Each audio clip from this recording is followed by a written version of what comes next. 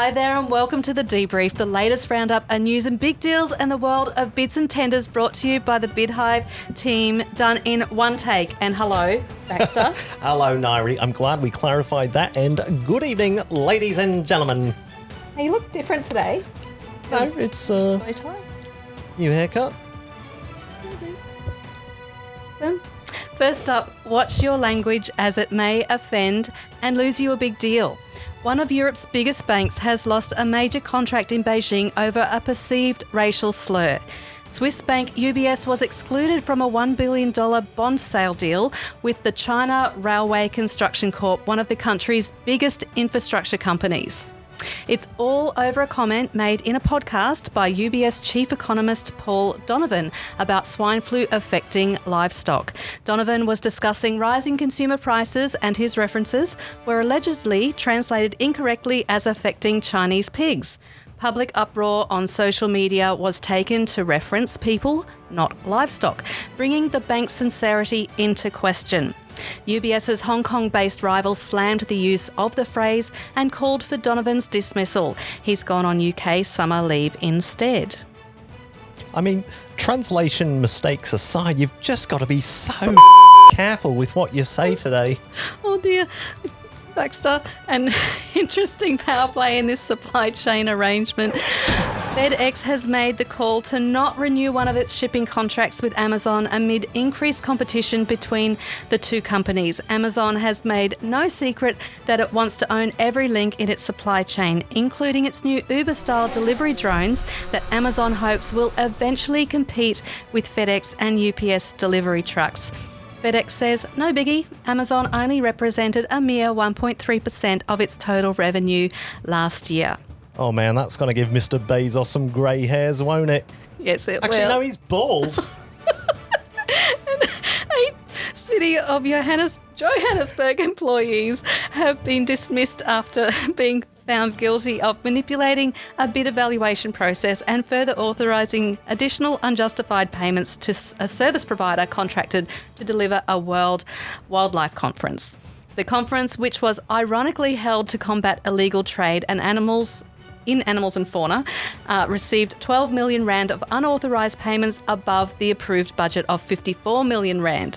It's not known whether criminal charges will be laid. Yeah, because that makes sense. Have a conference for anti-corruption, have corrupt people, don't charge them. My God. I know, that didn't make sense, did it? Now, this is a tender award dispute that I'm interested in following mostly because of the value of the potential scope creep. Two companies, one of them the incumbent, are protesting against a contract awarded by the US Navy Shipyard Services involving its shallow water combat ships. The initial award for $5 million includes an option that could increase the contract value to $931 million. It's the final contract for this particular fleet. While details of the protest haven't been released, we're assuming that the two protesting shipbuilders are arguing that the work could be shared. The Government Accountability Office has 100 days to resolve the conflict, and the fight doesn't stop there. All three companies are reportedly competing in a different multi-billion-dollar contest to design and build the next generation frigates. Frigate L, that's a lot of money. You're going to get us in trouble. Auditors have criticised Scotland's public sector pension body over a failed IT project which cost millions and considerably set back planning.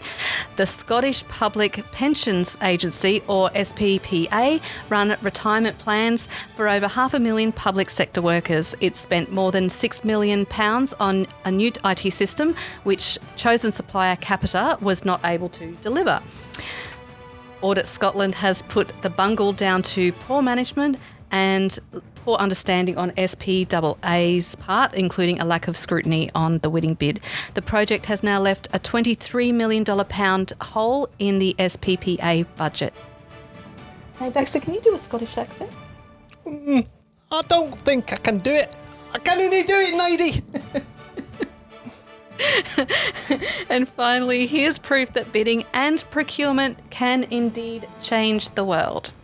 Back in 2012, the number of registered tenderers in Bangladesh was a mere 294 companies vying for only 14 contracts. But since the World Bank stepped in to help the Bangladesh government move from paper-based procurement to e-tendering and e-contracting, nearly 60,000 registered tenderers have signed up to compete for 280,000 published contracts. The reform was initially intended to improve transparency and eliminate tampering of paper documents. But now, with improved access to opportunities, competition has soared, with the total value of tenders jumping from 3 million in 2012 to 32 billion in 2019. Today, Bangladesh is one of the fastest growing economies in the world, rising at a rate of 6% every year. Talk currency, Nairi.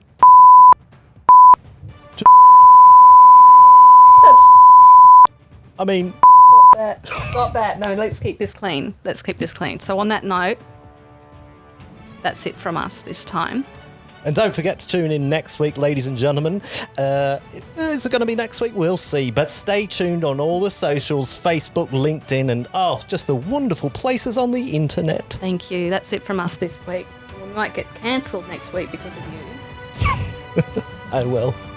Happy bidding, everybody.